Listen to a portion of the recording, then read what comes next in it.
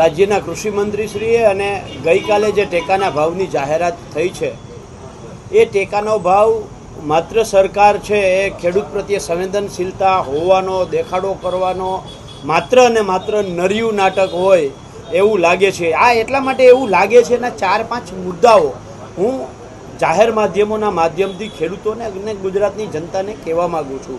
Number 1, જે ટેકાના ભાવ જાહેર થયા છે એ ક્વિન્ટલમાં જાહેર કરવામાં આવ્યા છે, મણમાં નહીં।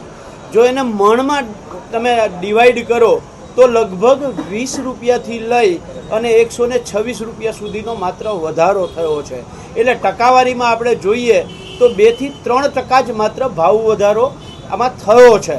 સૌથી મોટી વાત એ છે કે છેલ્લા 1 વર્ષની અંદર દવા, ખાતર, બિયારણ, ડીઝલ, મજૂરી, ખેત ઓજારો આ બધાયનો ભાવ વધારો 40%થી લઈ અને 120% સુધી થયો હોય અને એની સામે ખેડૂતોને જ્યારે ટેકાનો ભાવ આપવામાં આવે ત્યારે માત્ર 2 થી 3% જ વધારો કરવામાં આવ્યો હોય।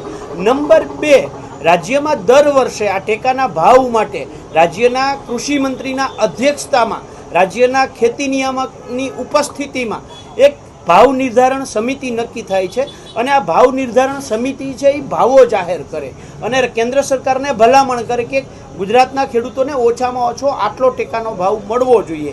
એ ભાવ તમે જોશો તો ડાંગર છે એ 2800 રૂપિયા, જ્યારે ટેકાનો ભાવ 2300 રૂપિયા, મગફળી છે એ 8000 રૂપિયા અને ટેકાનો ભાવ સરકારે આપ્યો 6783 રૂપિયા, કપાસ 10,000 રૂપિયા પ્રતિ ક્વિન્ટલ, કેન્દ્ર સરકારે આપ્યો 7,121 રૂપિયા। આનો તફાવત 2,800 રૂપિયાથી લઈને 3,400 રૂપિયાનો જે તફાવત આવે છે તો આ તફાવતનો ગાળો છે, આ તફાવતનો ગાળો રાજ્ય સરકારે ભલામણ કરી તો રાજ્ય સરકારે એમાં ફાળો ઉમેરવો જોઈએ।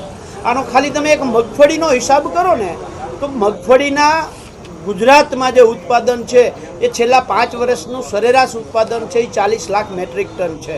આનો જે તફાવતનો ગાળો અને એનો જો ગુણાકાર કરવામાં આવે તો દર વર્ષે ગુજરાતના ખેડૂતોને કેન્દ્ર સરકાર રાજ્ય સરકારે કરેલી ભલામણના ભાવ નથી આપતી, એના કારણે ઓછામાં ઓછું 7 થી 8,000 કરોડનું નુકસાન ગુજરાતના ખેડૂતોને ખાલી મગફળી એક પાકમાં જાય છે। ત્યારે સીધો સવાલ એ છે કે રાજ્ય સરકાર ભલામણ કરે છે તો રાજ્ય સરકારને એ ભાવ પૂરતા કરવા માટે પોતાનો ફાળો શા માટે નથી ઉમેરતા? બીજું, કૃષિ મંત્રીશ્રીએ આજે બહુ એક ભ્રષ્ટાચાર બાબતમાં કહ્યું, આપ મિત્રોનો સવાલ હતો ને એણે કહ્યું, રાજકોટની ઘટનાને લઈને એણે કહ્યું કે નરેન્દ્રભાઈ છે એ ભ્રષ્ટાચાર મુક્ત કરવા માટે, ભ્રષ્ટાચાર ઓછો થાય એના માટે પ્રયત્નશીલ છે, આવી કોઈ પણ ઘટના બને તો એને અમે કડકમાં કડક કાયદાકીય સજા થાય એના પ્રયત્ન કરવા માગીએ છીએ। ત્યારે રાઘવજીભાઈ અને ગુજરાત સરકારને મારો સીધો સવાલ છે, સુરતમાં તક્ષશિલા કાંડમાં શું કડકમાં કડક સજા કરી? વડોદરા બોરડી જે હરણી બોટકાંડ થયું એમાં શું કડકમાં કડક સજા કરી? મોરબી ઝૂલતા પુલ કાંડની અંદર શું કડકમાં કડક સજા કરી?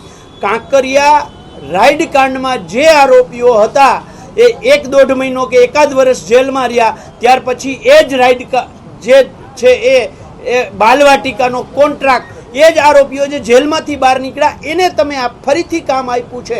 આ તમારી કડકમાં કડક સજા છે? તમારાથી રાજકોટ વાસીઓ પ્રત્યે એક શબ્દ પણ નથી નીકળતો। તમારી નિર્દયતા, તમારી નિષ્ઠુરતા સામે આવે છે। ત્યારે હું જાહેર માધ્યમોના માધ્યમથી રાજકોટવાસીઓને વિનંતી કરું છું કે આ સરકારની નિર્દયતા, નિષ્ઠુરતા સામે દેખાય છે ત્યારે 25 તારીખે રાજકોટ બંધ રાખીએ અને કુંભકર્ણની નિંદ્રામાં સૂતેલી સરકારને જગાડીએ। આ જે મૃતકો છે એની પ્રથમ માસિક પુણ્યતિથિએ શ્રદ્ધાંજલિ આપીએ। Thank you.